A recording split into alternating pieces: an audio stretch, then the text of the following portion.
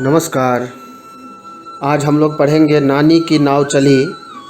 हरिंद्रनाथ चट्टोपाध्याय जी की ये हास्य व्यंग्य की कविता है, हंसी के लिए बनाई हुई कविता है और मुझे पूरा विश्वास है कि इसको पढ़कर आपको बहुत मज़ा आने वाला है, बहुत हंसी लगेगी आपको।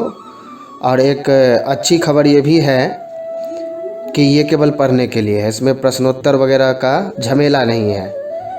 तो जब कोई ये कह दे कि पढ़ना है लेकिन बाद में परीक्षा नहीं होगी और प्रश्नोत्तर वगैरह नहीं पूछे जाएंगे तो कितना ही अच्छा लगता है। तो आइए हम लोग पढ़ें हरिंद्रनाथ चट्टोपाध्याय रचित नानी की नाव चली। नाव चली, नाव चली, नानी की नाव चली, नानू की नानी की नाव चली, लंबे सफ़र पे, लंबे सफ़र पे। देखिए मैं कुछ पंक्तियों को दो बार बोल रहा हूँ, आप ऐसे बोलेंगे तो अच्छे से याद होगा।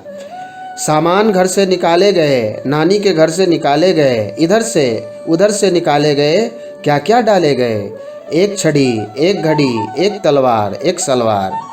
तो भावार्थ ये है कहने का कि नानी जो है बूढ़ी हो चुकी है, गांव में अकेले रहती है, सभी बच्चे बूढ़े जो हैं उसके संबंधी वो शहर में रहते हैं। तो नानी स्वप्न देख रही है। क्या देख रही है सपने में? कि गांव में कुछ बीमारी या कुछ ऐसा हो गया है तो सब लोग गांव छोड़ के जा रहे हैं। तो जो कुछ बच्चे हैं जान पहचान के, उन्होंने कहा नानी चलो नाव में बैठाकर तुमको भी शहर तुम्हारे नाती पोते के पास पहुंचा देते हैं। तो नानी जा रही है नाव में सामान लेकर। क्या क्या लेकर जा रही है? एक लाडू, एक झाड़ू, एक संदूक, एक बंदूक, एक ढोलक, एक बीन, एक घोड़े की जीन, एक धीवर का जाल, एक घोड़े की नाल, एक डोरा, एक डोरी, एक बोरा, एक बोरी, एक अंडा, एक डंडा, एक झंडा, एक हंडा, एक अंजीर, एक जंजीर, एक तोता, एक भालू, एक लहसुन, एक आलू, एक केला, एक आम, एक कच्चा, एक पक्का और टोकरी में एक बिल्ली का बच्चा। इतना सारा सामान लेकर के नानी शहर जा रही है अपने नाती पोते के पास, क्योंकि गांव में कुछ महामारी या कुछ विपदा आ गई है। सपने में ऐसा देख रही है वो। तो सामान तो बहुत ज़्यादा है, नाव में नानी है और नाव चलाने वाला है। तो सामान लेकर जाते समय में क्या हुआ कि फिर एक मगर ने पीछा किया, नानी की नाव का पीछा किया, नानू की नानी की नाव का पीछा किया, चुपके से पीछे से ऊपर से नीचे से एक एक सामान खींच लिया। अब एक मगरमच्छ उस नदी में जो रहता था, बड़ा बेचारा भूखा था उस दिन, तो उसने सोचा कि नानी तो बहुत कुछ भर के ले जा रही है, दो चार सामान इसमें से चुरा लेता हूँ और उसको आराम से खाता रहूँगा। तो पहले नाव के पीछे गया, अंदाज़ा लगा लिया कि क्या क्या सामान है, किस तरह का सामान है। तो बड़ा खुश हुआ कि इसमें तो बहुत सारा सामान है, खाने लायक है नहीं वो तो बात की बात है, पहले नाव में से चोरी कर ले। तो नाव में से चुपके से पीछे से एक एक सामान वो खींच लिया। मैंने नानी समझ रही है कि हम सपने में हैं, सपने में ही ये सब देख रही है, और नाव में से जितना सामान था एक एक करके खींचता चला गया। अब बात उठती है कि क्या क्या सामान खींच लिया।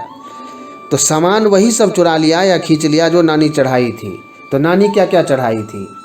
एक बिल्ली का बच्चा, एक केला, एक आम, एक कच्चा, एक पक्का, एक लहसुन, एक आलू, एक तोता, एक भालू, एक अंजीर, एक जंजीर, एक झंडा, एक हंडा, एक अंडा, एक डंडा, एक बोरा, एक बोरी, एक डोरा, एक डोरी, एक धीवर का जाल, एक घोड़े की नाल, एक ढोलक, एक बीन, एक घोड़े की जीन, एक संदूक, एक बंदूक, एक लाडू, एक झाड़ू, एक तलवार, एक सलवार, एक छड़ी, एक घड़ी। अब देखिए ये बड़ा विचित्र संयोग बनाया गया है। ये सब जो चीज़ें उसने खींची मगरमच्छ ने, वो सब खाता नहीं है और ये सब चीज़ें प्रायः घर में मिलती भी नहीं है। लेकिन मैंने जैसे कि पहले कह दिया कि केवल और केवल हंसी के लिए इस कविता की रचना की गई है, तो उस हिसाब से आप सोचिए।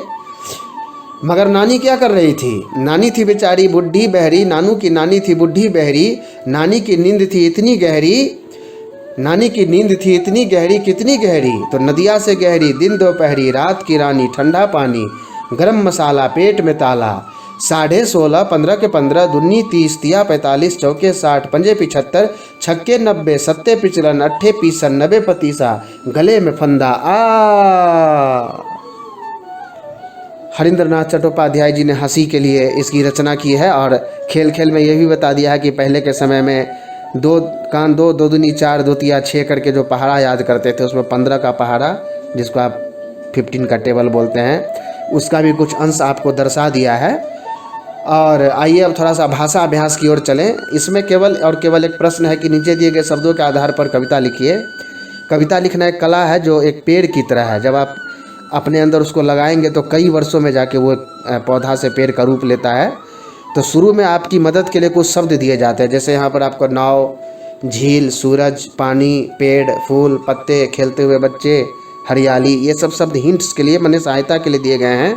इन शब्दों का सहारा लेकर, इन शब्दों का प्रयोग करके आप एक कविता बनाएंगे। कविता बनाने के लिए से बहुत कोई कड़ा नियम या शर्त नहीं है, आप कुछ भी बना सकते हैं। बस एक चीज़ ध्यान रखेंगे कि तुकांत कविता अच्छी लगती है। तुकांत मतलब अंतिम शब्द मिलते हो, जैसे मंगल भवन मंगल हारी द्रवम सुदशरथ अजर बिहारी, तो उसका हारी और बिहारी तुकांत हुआ, दो हाथ की तरह का।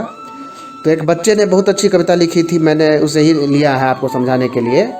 नाव चली पानी में नाव चली, झील के पानी में देखो मेरी नाव चली। सूरज चमक रहा है चमचम, पेड़ों पर हैं फूल खिले, बच्चा झूला झूल रहे हैं, वर्षा पानी गले मिले। फूल खिले गले मिले, देखिए तुकांत। पेड़ों के पत्ते भी देखो कैसे मस्ती में झूमे, सुंदर हरियाली में देखो मोर पपीहा है घूमे। तो ये तुकांत शब्द जो है माने अंतिम शब्द मिलने चाहिए। इस नियम का ध्यान रखते हुए इस कविता की रचना की गई है। और कविता पढ़ते समय आपने ये ज़रूर ध्यान दिया होगा कि जो जो शब्द मदद के लिए दिए गए थे उन सब शब्दों का प्रयोग किया गया है। ठीक वैसे ही जैसे आपको कोई एक सुई धागा दे दे और कुछ फूल दे दे और कहे कि इन सब फूलों को एक माले में पिरो दो, यानी सुई और धागे के प्रयोग से फूलों की एक माला बना दो। तो क्या होता है कि माला बनते ही फूल की सुंदरता बढ़ जाती है, उसकी उपयोगिता बढ़ जाती है, उसका प्रयोग बढ़ जाता है और सारे फूल इकट्ठे हो जाते हैं, बंध जाते हैं एक दूसरे से, बहुत अच्छा लगने लगता है। तो वही चीज़ है कविता लेखन, और ये कला है। जब आप सीख जाएंगे तो बाद में आपको शब्दों की सहारा की भी ज़रूरत नहीं पड़ेगी, आप खुद अपने शब्दों से ही अपना काम चला लिया करेंगे। शब्द भी आपको ही मिल जाएंगे क्योंकि शब्दों का भंडार आपके अंदर में होता जाएगा। लेकिन तरीका एक ही है कि कविता को दिल से पढ़िए, गाइए, याद करिए, उससे शब्दों का भंडार बनता है। और जब शब्दों का भंडार आपके पास बन जाएगा तब जो आप कविताएं बनाएंगे वो बहुत दमदार होंगी, जैसे हरींद्रनाथ चट्टोपाध्याय जी की कविता रही। तो मुझे पूरा विश्वास है कि ये वीडियो जो मेरे द्वारा रचा गया ये आपको पसंद आया होगा। मिलते हैं फिर, नमस्कार, धन्यवाद। अगर आपने हमारे YouTube चैनल को अब तक सब्सक्राइब नहीं किया है तो आपको यहाँ सब्सक्राइब बटन दिख रहा है, इस पर आप क्लिक कीजिए और हमें सब्सक्राइब कर लीजिए। और साथ ही साथ इसके सामने एक नोटिफिकेशन बेल आ रहा है, इसे भी आप इनेबल कर दीजिए ताकि आपको तुरंत नोटिफिकेशन मिले जब भी हम कोई नई वीडियो अपलोड करें।